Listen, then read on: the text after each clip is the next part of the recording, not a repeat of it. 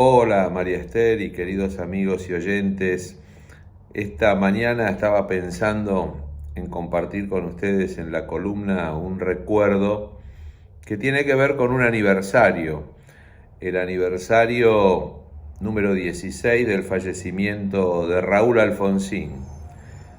Todos hemos escuchado hablar de él, algunos tuvimos la oportunidad de conocerlo, de escucharlo de cerca, de haber participado de su campaña por razones de edad, por razones generacionales.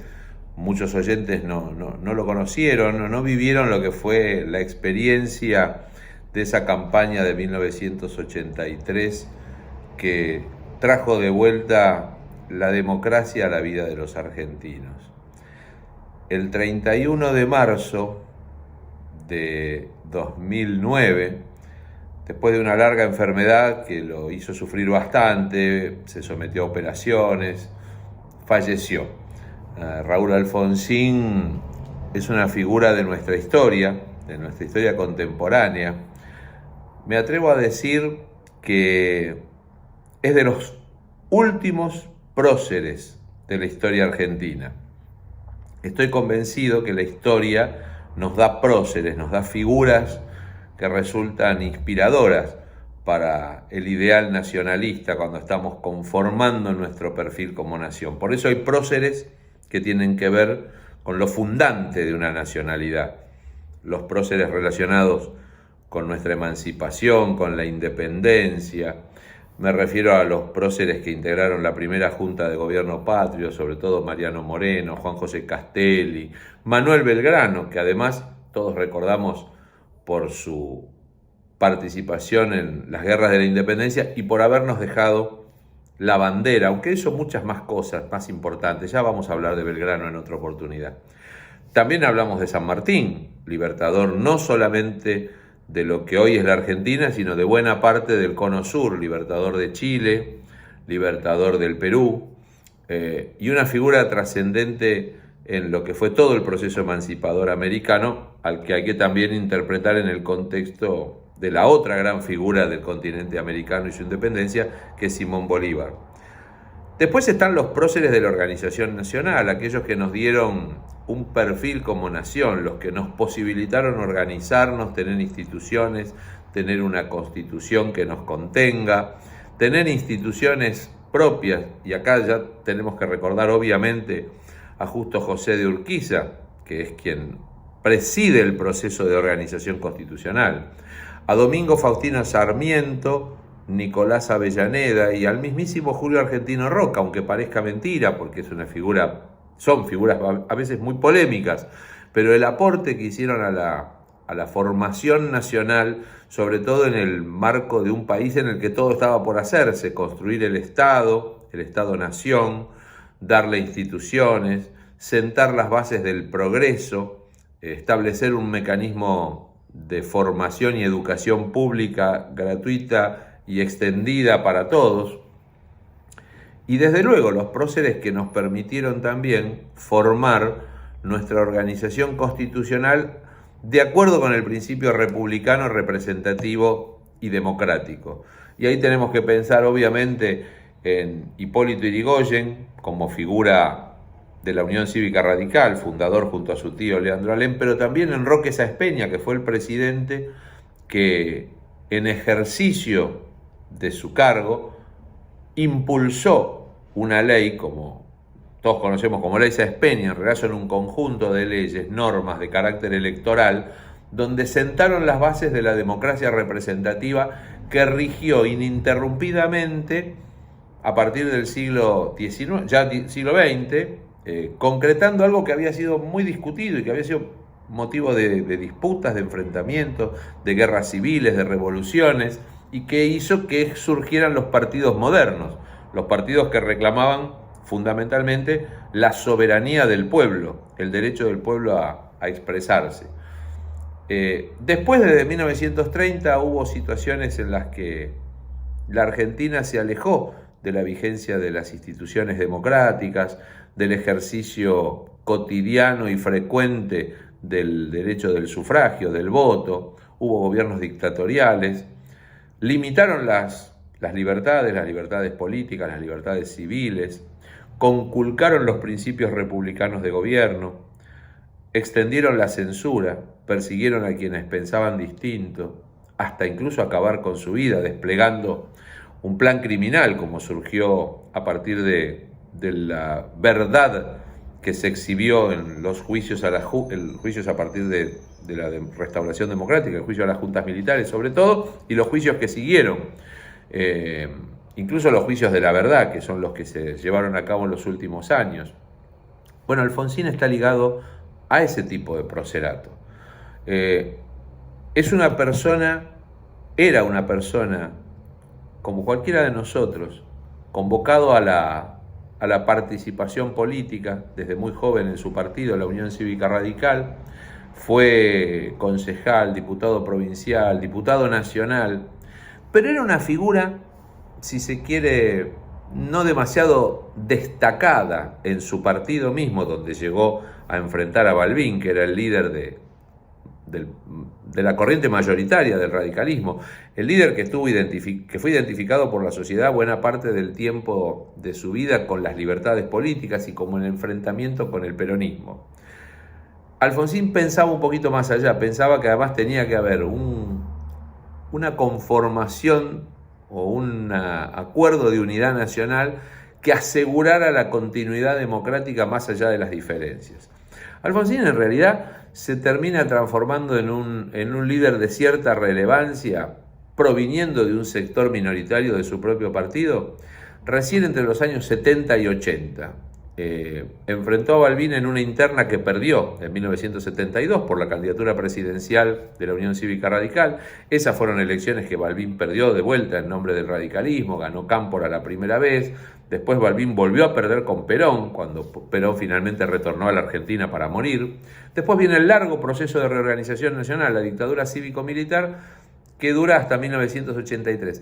Alfonsín en los 80 se empieza a ser conocido. Es un dirigente político de mediana trascendencia, pero minoritario en su estructura política, que está identificado con los derechos humanos, con la lucha por la verdad, presenta habeas corpus por las personas desaparecidas, se acerca a los organismos de derechos humanos, a la Asamblea Permanente por los Derechos Humanos. No iba a buscar votos, no había votos ahí, en tiempos de dictadura, en tiempos de miedo, en tiempos de censura.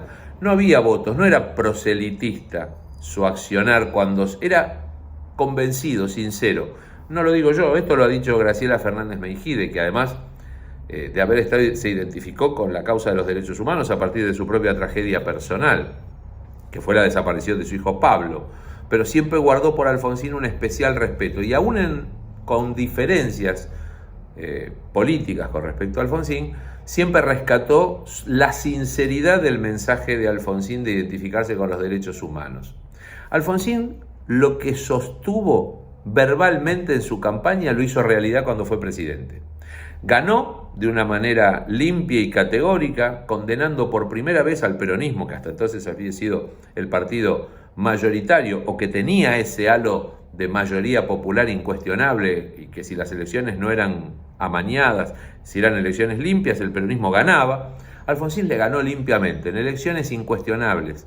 El peronismo sufrió una crisis por esa derrota, una crisis de la que después salió fortalecido, porque el peronismo impulsó un proceso de renovación política que en gran medida es atribuible a Alfonsín, porque sufrieron la derrota a las que les propinó Alfonsín en la elección del 30 de octubre, el peronismo tuvo la renovación. Y en la renovación pudo reidentificarse con la causa democrática, porque el peronismo poseía bolsones autoritarios dentro de su propia estructura. A lo mejor todavía algunos lo sigue teniendo. Lo importante es que la figura de Alfonsín, y este es el meollo de la columna de hoy, lo que yo quería compartir con ustedes, es que Alfonsín produjo un cambio cultural, aunque parezca mentira, aunque parezca raro, que parezca exagerado, un cambio cultural, porque en la Argentina nunca hubo una identificación clara y categórica del pueblo, de la sociedad argentina, con las formas democráticas. Alfonsín produjo un cambio cultural. No es que planteó una revolución, pero desde lo cultural fue una revolución el Alfonsín del 83. Fíjense que terminaba sus discursos de actos de campaña recitando el preámbulo, que era de 1853. Pero en esa oración laica sintetizaba las aspiraciones de los fundadores de la nacionalidad, de los fundadores de la organización constitucional y democrática, y lo que fue la aspiración de la sociedad argentina después de décadas de violencia, de censura, de persecuciones y de violencia política, de muertes, de la guerra de Malvinas. Quiero decir con esto, Alfonsín lo conocemos hoy como el padre de la democracia, porque su primer gobierno, el primer gobierno de la democracia es el gobierno de Alfonsín, el gobierno de la transición, una transición que no se negoció. Todos los países de América del Sur volvieron a la democracia en la década de los 80 y algunos en los 90 como consecuencia de una negociación con la dictadura que dejaba el poder. La dictadura argentina dejó el poder de mala manera, derrotada en la Guerra de las Malvinas, que estábamos recordando en estos días precisamente, el 2 de abril, aniversario del desembarco en Malvinas. Fue la última aventura de una dictadura que buscaba desesperadamente un mecanismo para legitimarse o relegitimarse ante la sociedad y quedarse en el poder. No lo logró y además puso en riesgo y en tela de juicio un conflicto internacional que la Argentina tenía ganado con todas las de la ley en el campo de los derechos, del derecho internacional público y en los organismos internacionales. Siempre la Argentina fue apoyada en el campo internacional por su reclamo de soberanía en Malvinas. La salida militar que propusieron los dictadores en 1982 puso en riesgo la continuidad de la Argentina. La democracia, cuando se reconstruye en el 83, en la obra de Alfonsín, además toma el reclamo de Malvinas, un reclamo histórico, centenario, y lo vuelve a llevar a los foros internacionales, donde había obtenido el apoyo y el sustento de la comunidad internacional que respetaba el reclamo de la Argentina y le decía al Reino Unido de Gran Bretaña: hay una disputa de soberanía, es un territorio bajo condiciones de colonialismo, hay que sentarse a negociar. Y ese fue el reclamo que volvió a llevar a Alfonsín y su canciller, Dante Caputo, a quien todos también recordamos con afecto, a los foros internacionales y volvió a obtener el respaldo de la comunidad internacional, ese respaldo.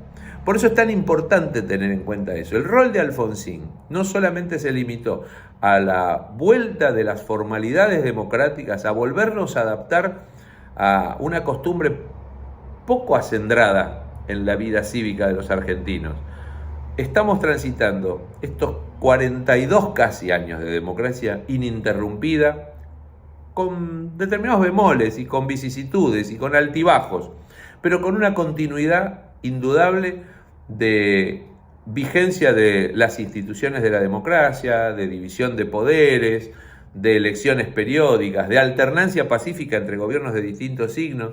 Ahí radica el gran legado y la gran revolución pacífica y cultural que nos dejó Alfonsín a los argentinos. Y por eso, todos los años, el 31 de marzo, cuando se cumple un aniversario de su muerte, muchos argentinos vamos con una flor, o a veces sin una flor, a hacernos presente al cementerio de la Recoleta, como iríamos a saludar a un padre, un abuelo, en este caso al padre de la democracia.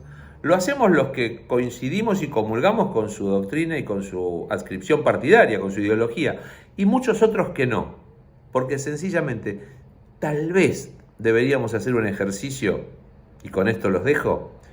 ¿Qué sería de la Argentina hoy si Alfonsín no hubiese sido presidente en 1983? ¿Hubiésemos vivido más allá de las dificultades socioeconómicas que están siempre a lo largo de la historia? La Argentina vivió sucesivas crisis y situaciones complejas y delicadas y atravesó momentos catárticos en su vida socioeconómica, en su vida política. Sin embargo, Alfonsín trajo podríamos decir, esa serenidad. Se puede atravesar situaciones difíciles aún siendo respetuosos de la institucionalidad democrática, porque, como decía la campaña que ideó David Rato para la campaña presidencial de Alfonsín, más que una salida electoral, era una entrada a la vida. Y los argentinos, a partir de esa elección, entramos a vivir. Y la vida es la vida misma, es con momentos felices y frustraciones, con alegrías y tristezas, pero lo importante es vivir. Un abrazo y un cariño grande hasta la semana que viene.